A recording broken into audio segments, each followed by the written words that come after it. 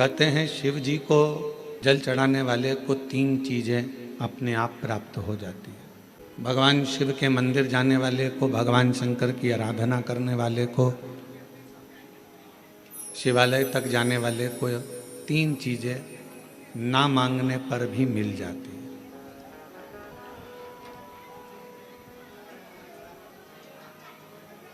आप नहीं भी मांगेंगे ना, आप भगवान से कुछ भी नहीं मांगेंगे तो भी भगवान ये 3 चीजें आपको दे देगा। भगवान शिव आपको ये 3 चीजें प्रदान कर देगा। वो कौन सी 3 चीजें हैं जो भगवान शिव की देहली पर चढ़ते ही, भगवान शंकर की चौखट को लांघते ही, भगवान शंकर के मंदिर में प्रवेश करते ही अपने आप मिल जाती, बिना मांगे। जैसे कोरबा वालों को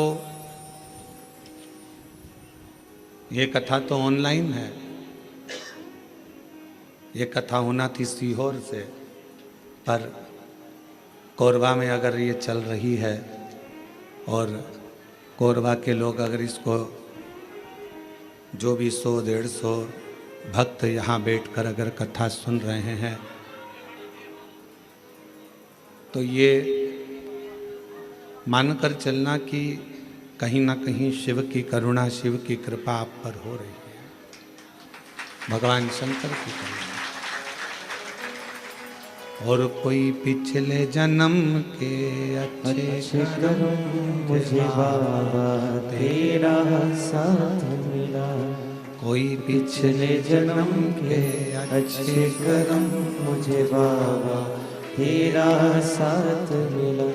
जहाँ सारी दुनिया झुकती है, जहाँ सारी दुनिया झुकती है, मुझे वो आली दरबार मिला, दरबार मिला।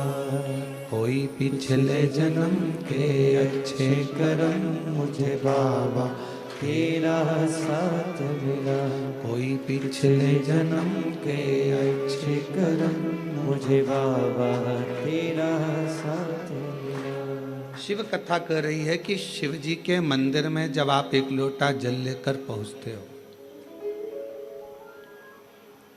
शिव जी के द्वार पर जब आप भगवान देवाधिदेव महादेव की आराधना करने के लिए पहुंचते हो, तो 3 चीजें बिना मांगे मिल जाती।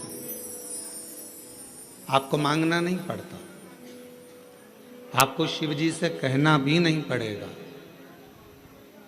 आपको भगवान शंकर से बोलना भी नहीं पड़ेगा और वो 3 चीजें आपको मिल जाए। और बड़े सावधानी से जितने भी शिव भक्त आस्था चैनल पर, कोरबा वासी जो आस्था चैनल पर, फेसबुक, यूट्यूब पर कथा को श्रवण कर रहे हैं, जो कोरबा छत्तीसगढ़ की इस पवित्र धरा से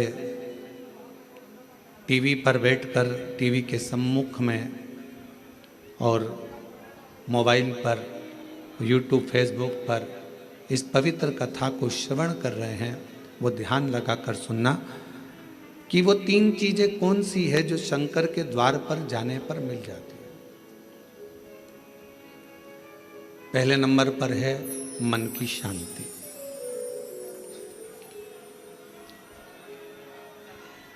पहले नंबर पर है मन की शांति। जम के बोलो, क्या चीज है? मन की शांति।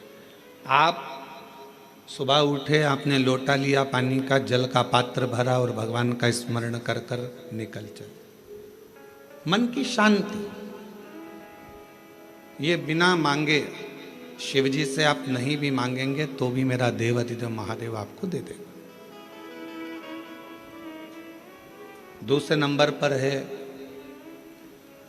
यदि आप गलत दिशा की ओर जा रहे हैं, आपने सवेरे से उठे, मंदिर चले गए, मंदिर में एक लोटा जल चढ़ाया, शिव जी की आराधना करी, तो आप मान लो आज आपका दिन ऐसा निकलने वाला था कि आप गलत दिशा में जाने वाले थे, गलत मार्ग की ओर जाने वाले थे, तो शिव जी के दरवाजे पर जाने से, शिव जी को एक लोटा जल चढ़ाने से भगवान शंकर आपको अच्छी दिशा दे देते हैं। ये दूसरे नंबर पर, ये दूसरे नंबर पर।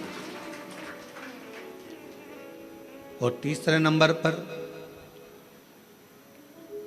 भगवान शिव से आप अगर नहीं भी मांगेंगे और मंदिर तक गए हैं, शिव जी को एक लोटा जल चढ़ाया है, शंकर जी के मंदिर में जाकर आराधना करी है, तो तीसरे नंबर पर मेरे शिव जी आपको सफलता देना चालू कर देते हैं। फिर आप पीछे मुड़कर नहीं देखोगे, आप बढ़ते ही चलोगे। 3 चीजें मेरा देव अधिदेव महादेव बिना मांगे देता, बिना मांगे। कल कथा में एक बात कही थी, आप लोगों ने सुनी होगी कि माता, पिता और देव अधिदेव महादेव ये वृक्ष की जड़ की तरह है। जड़ का काम मालूम है ना आपको? एक वृक्ष की जड़ क्या करती है कि उसमें अपन पानी दे दो तो उसकी पत्तियों तक पानी पहुंच जाता है। वृक्ष की जड़ में पानी दे दो तो फल तक पहुंच जाता है। वृक्ष की जड़ में पानी दे दिया तो फूल तक पहुंच जाता है। आप इतने बैठे हुए हैं या आस्था चैनल पर कथा सुन रहे हैं, ऑनलाइन शिव महापुराण की कथा सावन के महीने में चल रही है। आज कथा का 2 दिवस है। जितने मोबाइल पर सुन रहे हैं वो भी जरा ध्यान लगाना, और टीवी पर सुन रहे हैं वो भी। क्या आप अपने घर के पौधे को, गमले को एक एक पत्ती में पानी अलग से देते हो क्या? जम के बोलो, नहीं। फूल में पानी अलग से देते हो? नहीं। फल में पानी अलग से देते हो? टहनी में पानी अलग से देते हो? नहीं देते। अगर फूल तक पानी को पहुंचाना है, टहनी तक पानी को पहुंचाना है, फल तक पानी को पहुंचाना है, तो जड़ में डाल दिया जाता है। जड़ से पानी पूरे पौधे में, पूरे वृक्ष में पहुंच जाता है। अब राम जी तक अगर तुमको तुम्हारी पूजन पहुंचाना है, भगवान कृष्ण तक तुम्हें अपनी कोई पूजन पहुंचाना है, देवी जी तक तुम्हें कोई पूजन पहुंचाना है, बृहस्पति महाराज, नवग्रह, राहु, केतु, चंद्र, सूर्य, बुध, मंगल, जो भी ग्रह हैं, शनि आदि, उन तक तुम्हें अपनी पूजन पहुंचाना है। अपनी कुल देवी, कुल देवता, पितर देवता, जितने भी देवी देवता हैं, उन तक अगर आपको कोई पूजन पहुंचाना है तो किसकी पूजन करेंगे? तो कहा शंकर भगवान की अगर किसी ने पूजन कर ली तो 33 कोटि देवता तक वो पूजन पहुंच जाए। फिर वो पूजन 33 कोटि देवता तक पहुंच जाएगी। ये जितने भी देव हैं, जितने भी देवता हैं, जितनी भी देवियां हैं, जितने भी देव आदि हैं, चाहे वो पितर देव हों, चाहे कुल देव हों, चाहे वो कुल देवी हो, और जितने भी देवी देवता हैं, ये वृक्ष की पत्तियां, फूल और फल हैं। और मेरा देव अधिदेव महादेव इस वृक्ष की जड़ है। जड़ को पूज लोगे तो सारे वृक्ष के अपने आप पूरी पत्तियों को, पूरे फल को, पूरी पुष्प को पूज दिया जाए।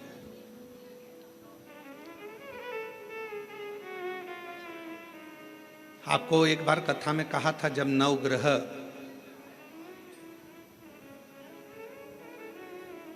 शिव महापुराण की कथा का वाचन किया था तो उसमें वर्णन किया था। ब्राह्मण देवता ने पत्रिका देखकर ज्योतिषाचार्य जी ने अपनी पत्रिका के अनुसार, आपकी राशि के अनुसार आपको बताया कि आपको राहु लग गया। किसी ने कहा आपको केतु लग गया, किसी ने कहा आपको मंगल लग गया, किसी ने कहा आपको बुध लग गया, किसी ने कहा आपको शुक्र लग गया, शनि लग गया। और शिव महापुराण की कथा में रुद्रखंड कह रहा है, ऐसा कोई ग्रह नहीं है जो शंकर भगवान के पास आकर अपना विनय नहीं करा। सूर्य देवता ने भी विनय करा, चंद्र देवता ने भी विनय करा, सारे बृहस्पति हो, शुक्र हो, बुध हो, मंगल हो, ये सारे देवता भगवान शंकर से आकर विनय करे थे। तो शिव जी ने इनको वचन दे दिया था कि तुम पूरे नव की नव ग्रह मेरे शिवलिंग के पास में होगे, और जो मुझे जल चढ़ाएगा वो नवग्रह देवता अपने आप शांत स्वभाव में हो जाएंगे और उनको फल प्राप्त। ये शिव का वचन है। एक पूजे सब पूजे। वृक्ष की जड़ में जल दिया, पूरे वृक्ष की पत्तियों में, फल में, फूल में पानी पहुंच गया। उसी तरह शंकर भगवान का यदि भजन करा है, शिव जी का यदि स्मरण करा है, शिव नाम का यदि जाप करा है, शिव नाम में अगर हम आप डूबे हुए हैं, तो ये मत सोचना कि हम राम जी को छोड़ दिए, या हम कृष्ण जी को छोड़ दिए, या हम देवी जी को छोड़ दिए, हमने पार्वती जी को जल नहीं चढ़ाया, हमने गणेश जी को जल नहीं चढ़ाया, हमने कार्तिकेय को जल नहीं चढ़ाया, हमने नंदी को जल नहीं चढ़ाया, हमने सूर्य नारायण भगवान को जल नहीं चढ़ाया, हमने चंद्रदेव की पूजन नहीं करी, तो हमको दोष लगेगा। ना ना ना, शिव महापुराण की कथा कहती है, यदि आप अपने घर से एक लोटा जल भरकर शंकर जी को समर्पित करते हो, तो सारे देवताओं की आराधना पूजन अपने आप होती चली जाती है, अपने आप। 5 स्थान है जहां पर भगवान शंकर को चढ़ा हुआ जल यदि हम लगाते हैं, तो हमारे 9 ग्रह, चाहे शनि हो, चाहे राहु हो, चाहे केतु हो, चाहे बृहस्पति हो, सारे ग्रह हमारे अनुकूल हो जाते हैं। 5 स्थान बताए, और बड़े सावधानी से स्मरण करिएगा उन 5 स्थानों का। शिव जी पे चढ़े हुए जल को यदि हम झेल कर अपनी नेत्रों पर लगाते हैं, मस्तिष्क पर लगाते हैं, कर्णों पर लगाते हैं, कंठ पर लगाते हैं और अपने हृदय पर लगाते हैं, तो व्यक्ति की जिंदगी में कैसा भी ग्रह का दोष हो, वो धीरे धीरे समाप्त होते चले जाता है। नेत्र, कर्ण, मस्तिष्क, कंठ और हृदय,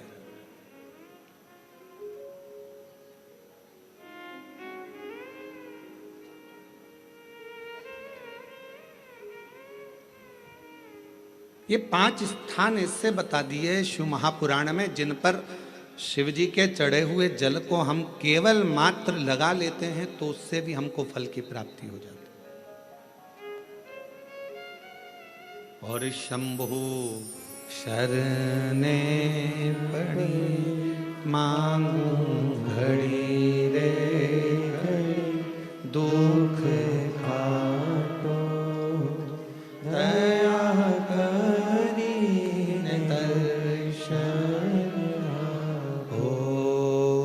शंभु शरणे पड़ी मांगू घड़ी रे घड़ी, दुख काटो दया करी दर्शन आपको।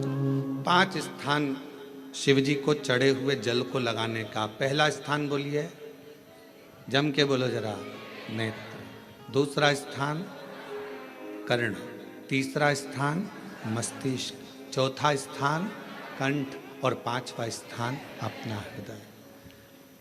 मात्र ये 5 स्थान शिव जी के चढ़े हुए जल को आप अगर लगा लेते हो, तो तुम्हारे ऊपर किसी ग्रह, चाहे शनि हो, चाहे राहु हो, चाहे केतु हो, चाहे मंगल हो, कोई ग्रह आप पर भारी नहीं रह सकता। और एक प्रैक्टिकल कर कर देखना, शिव महापुराण सुना करो तो प्रैक्टिकल जरूर करा करो, क्योंकि आपको मालूम पड़ना चाहिए कहीं सीओर वाला महाराज झूठ तो नहीं बोल गया। प्रैक्टिकल जरूर करो, और प्रैक्टिकल का फल मिले तो पत्र में जरूर लिखकर भेजो कि हाँ, हमने कथा सुनी थी कोरबा की, और कथा सुनने के बाद मुझे 3 महीने में जो प्रैक्टिकल करा मैंने, तो उसका फल मिला मुझे। प्रैक्टिकल करो। जिस लड़की को, जिस लड़के को मंगल है,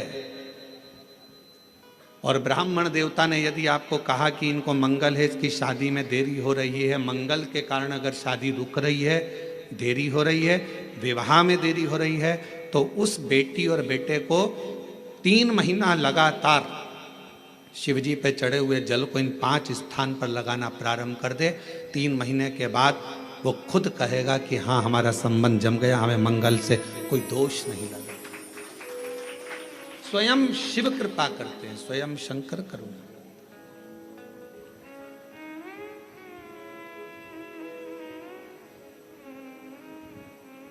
ये 5 स्थान मेरे देव अधिदेव महादेव की अविरल भक्ति के लिए, निर्मल शुद्धि के लिए है।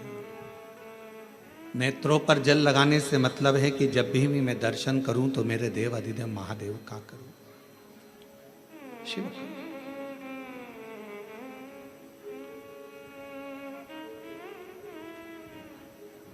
कंठ पर जल लगाने से मतलब है कि मेरे मुख से जो वाणी निकले, और मान लो मेरे मुख से कोई अपशब्द निकल गया तो किसी का बुरा ना हो जाए। कर्णों से जल लगाने से मतलब है कि मेरे कानों के माध्यम से जो शब्द मेरे अंदर जाएं वो मेरे जीवन का कल्याण करें। मस्तिष्क पर जल लगाने से मतलब है कि मेरे भगवान के चरण का जल, उनकी रज मेरे सिर पर चढ़ी रहे और मेरे जीवन में कभी अहंकार ना आए।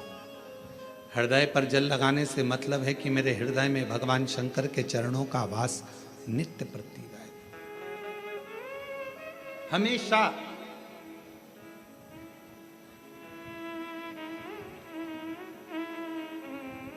निकुंभ में एक प्रश्न एक बहन ने करा था छत्तीसगढ़ की, और छत्तीसगढ़ की जीजी कैसा प्रश्न कर सकती है ये आप जरा सोच लेना। निकुंभ में एक छत्तीसगढ़ की बहन ने प्रश्न किया था, गुरु जी आप कहते हो कि शंकर भगवान के भक्त जब अपने प्राणों को त्याग कर जाते हैं तो शिव धाम में रहते हैं,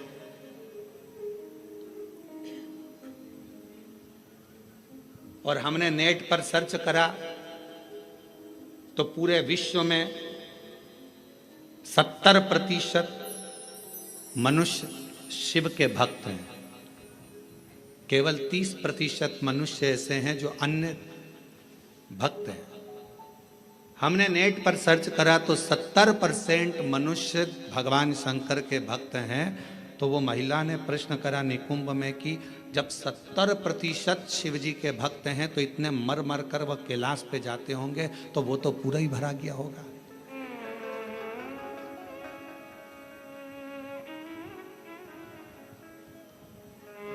शिव जी अपने भक्त को कहां रखते हैं?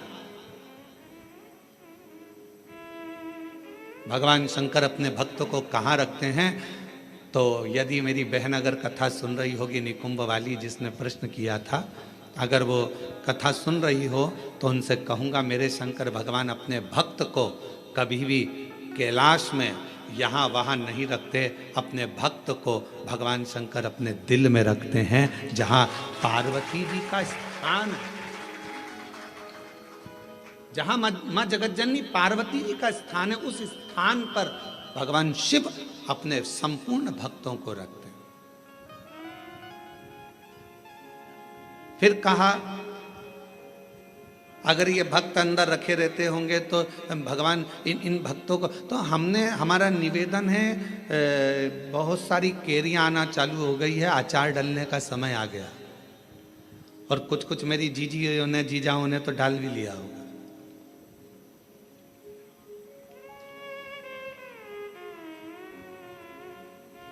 प्लास्टिक के डब्बे में केरी रखते हो क्या? अचार डालते हो तो प्लास्टिक के डब्बे में नहीं डाला जाता क्योंकि वो सड़ जाता है। एल्युमिनियम के डब्बे में नहीं डाला जाता, वो सड़ जाता है। पीतल के डब्बे में नहीं डाला जाता, वो सड़ जाता है। स्टील के डब्बे में अचार नहीं डाला जाता, वो सड़ जाता है। अचार को डालने के लिए कांच की या चीनी की बरनी होना चाहिए।